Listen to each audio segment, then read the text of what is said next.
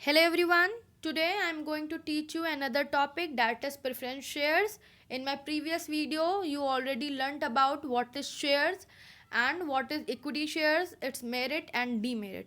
Now in this video I will teach you about another share, that is preference shares. Okay.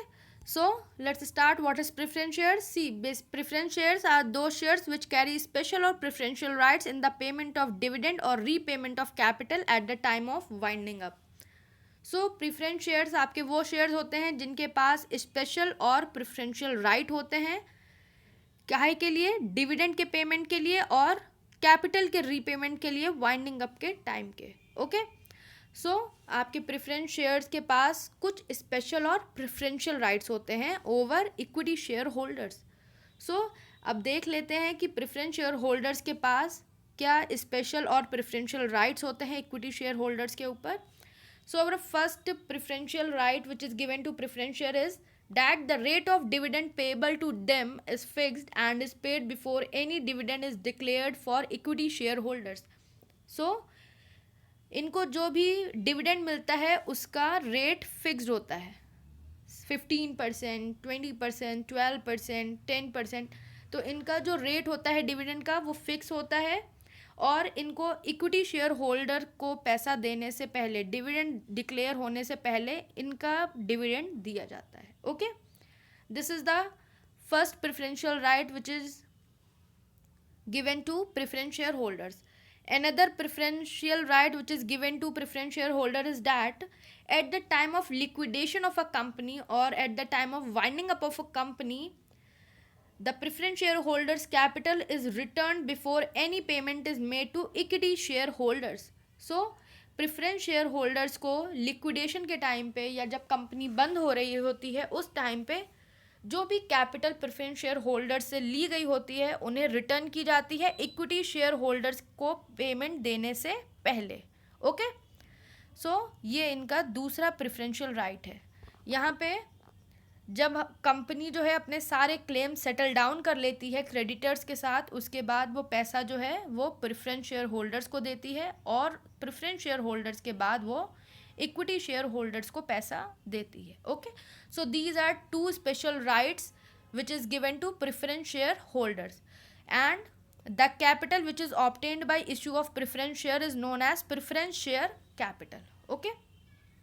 With this we have few merits of preference shares are, see, first merit of preference share is that preference shareholders don't have voting right, thus they do not affect the control of equity shareholders over the management of the company. Preference share holders के पास कोई भी voting right नहीं होता है, इसीलिए equity share holders का जो control होता है कंपनी के मैनेजमेंट के ऊपर वो भी इफेक्ट नहीं होता है। Okay. Another merit of preference share is that they get steady income in the form of fixed rate of return and safety of investment from profitable business. See, as I already told you that preference shareholders को fixed rate of return मिलता है, इसीलिए इनके जो भी इन्होंने investment किया है वो सेफ्टी होती है उसकी। ओके, सेफ होता है। और बेसिकली ये प्रेफरेंस शेयर्स जो हैं उन लोगों के लिए बेटर होता है, उन इन्वेस्टर्स के लिए बेटर होता है जिनको फिक्स्ड रेट ऑफ रिटर्न चाहिए होता है, और किस चीज़ के साथ? लो रिस्क के साथ। So the investors who want fixed rate of return with comparatively low risk prefer to invest in preference shares only. Okay. Moreover they do not create any charge on the assets of the company. So preference share से जब हम पैसा issue करते हैं या पैसा raise करते हैं तो यहाँ पे हमें कंपनी के एसेट्स को गिरवी नहीं रखना पड़ता है, कंपनी के एसेट्स को एज अ कोलेट्रॉल नहीं रखना पड़ता है। ओके।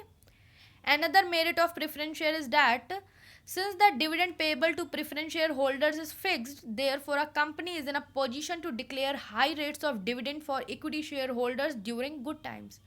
सी, जैसा कि एज आई टोल्ड यू कि आपका प्रेफरेंस शेयर होल्डर्स का डिविडेंड जो है वो फिक्स रहता है, तो इसीलिए कंपनी जो है अपने अच्छे टाइम में गुड टाइम्स मीन्स अपने प्रॉफिटेबल टाइम में जब उस कंपनी को अच्छा प्रॉफिट हो रहा है उसमें वो क्या करेगा? अपने इक्विटी शेयर होल्डर्स को ज़्यादा डिविडेंड देगा, क्योंकि आपके प्रेफरेंस शेयर्स को डिविडेंड जो है उसका रेट फिक्स है। Okay.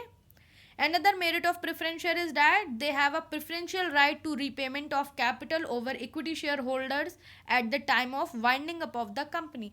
As I already told you कि जब आपकी कंपनी बंद हो रही होगी, लिक्विडेट हो रही होगी, तो इनकी कैपिटल जो है वो पहले रीपे की जाएगी इक्विटी शेयर होल्डर से पहले. Okay, so these are some of the merits of preference shares.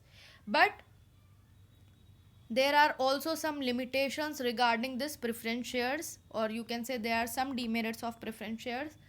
First is, generally the rate of dividend payable on preference share is higher than the rate of interest on debentures.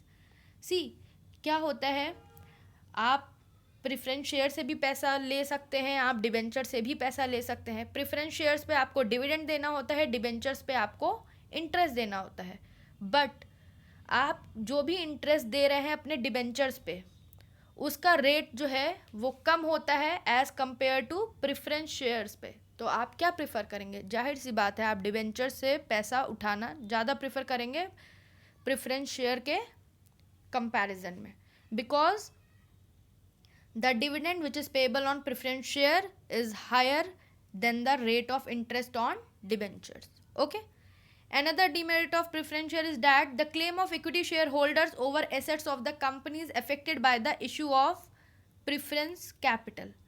See, आप जब preference share capital से आप जब पैसा या capital अपनी preference shares को issue करके लेते हैं, उससे क्या होता है, जो इक्विटी शेयर होल्डर्स का क्लेम है over the assets of the company वो कम हो जाती है, वो इफेक्ट होती है. यहाँ पे जो कैपिटल है वो डाइल्यूट हो जाती है. Okay. Another demerit of preference share is that investors willing to take risk and earn higher returns do not prefer preference shares. As I already told you कि प्रेफरेंस शेयर्स वही लोग prefer करते हैं जिन्हें fix rate of return चाहिए होता है लो risk के साथ. पर जिन लोगों को हायर रिस्क चाहिए, वो रिस्क ले सकते हैं, और जिनको हायर रिटर्न चाहिए वो ये शेयर्स नहीं प्रिफर करते हैं. Okay. Another demerit of preference share is that since dividend paid is not deductible from profit as expense, therefore there is no tax saving as in case of interest on debentures or loan. So this you know very well while calculating profit and loss. So आपने ये देखा है कि dividend जो भी पे किया जाता है वो प्रॉफिट से डिडक्ट नहीं होता. आप प्रॉफिट से एक्सपेंस माइनस नहीं करते हैं, जिससे कि आप प्रॉफिट से वो डिविडेंड जो आपने पे किया है उसको एक्सपेंस के रूप में आप माइनस नहीं करते हैं, डिडक्ट नहीं करते हैं. इसीलिए यहाँ पे कोई भी टैक्स सेविंग नहीं हो पाती है. बट आप जब डिबेंचर्स पे इंटरेस्ट जो दिया होता है वो आप प्रॉफिट में से माइनस करते हैं. Okay. Another demerit of preference share is that there is no consistent return for the investors because the dividend is payable to the preference shareholders only when the company earn profit. So investors को continuous return नहीं मिलता है क्योंकि company dividend preference share holders को तभी देती है जब उसको प्रॉफिट अर्न होता है. Okay. Well, with this we have different type of preference shares also. We have 4 types of preference shares. See, on the basis of convertibility, on the basis of redemption, on the basis of right to arrears in dividend, and on the basis of further rights with respect to profit. See, आपके जो preference shares हैं वो 4 categories में divide हैं, और convertibility के basis पे आपके कन्वर्टिबल प्रेफरेंस शेयर्स और नॉन कन्वर्टिबल प्रेफरेंस शेयर्स हैं. रिडेम्पशन के बेसिस पे या रीपेमेंट के बेसिस पे रिडीमेबल प्रेफरेंस शेयर्स और इररिडीमेबल प्रेफरेंस शेयर्स हैं. और on the basis of right to arrears and dividend जो है बचा हुआ उसके बेसिस पे कम्युलेटिव और नॉन कम्युलेटिव प्रेफरेंस शेयर्स हैं. And on the basis of further rights with respect to profit से के बेसिस पे पार्टिसिपेटिंग प्रेफरेंस शेयर्स और नॉन पार्टिसिपेटिंग प्रेफरेंस शेयर्स हैं. Okay. So let's read about this all. So as I already told you, with reference to arrears and dividend, आपके जो preference shares हैं वो 2 तरीके से डिवाइड हैं, cumulative and non cumulative preference share. See, cumulative preference shares are those preference shares which carry right to receive arrears of dividend before the company makes payment to equity share holders. See क्या होता है, आपके cumulative की means होती है कि आपका जो अगर पुराना डिविडेंड आपको नहीं दिया गया है वो नेक्स्ट ईयर में ऐड ऑन हो जाए. See the preference shares whose dividend if not paid during a year gets accumulated are known as cumulative preference shares. जिसका डिविडेंड जो है वो एड ऑन हो जाता है, अगर वो उसमें उस ईयर में पर्टिकुलर ईयर में पे नहीं किया गया है तो वो एक्यूमुलेट होता चला जाता है, तो उसको हम बोलते हैं cumulative preference shares.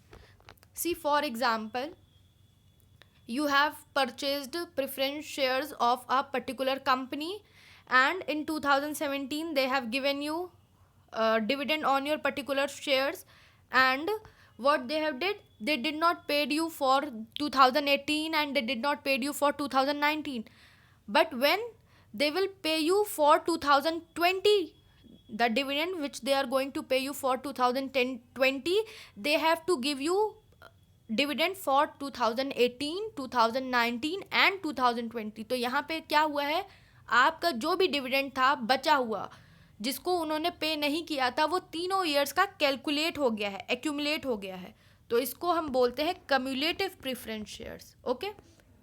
Another with reference to arrears in dividend is non-cumulative preference shares, means they do not carry any rights for receiving arrears of the dividend.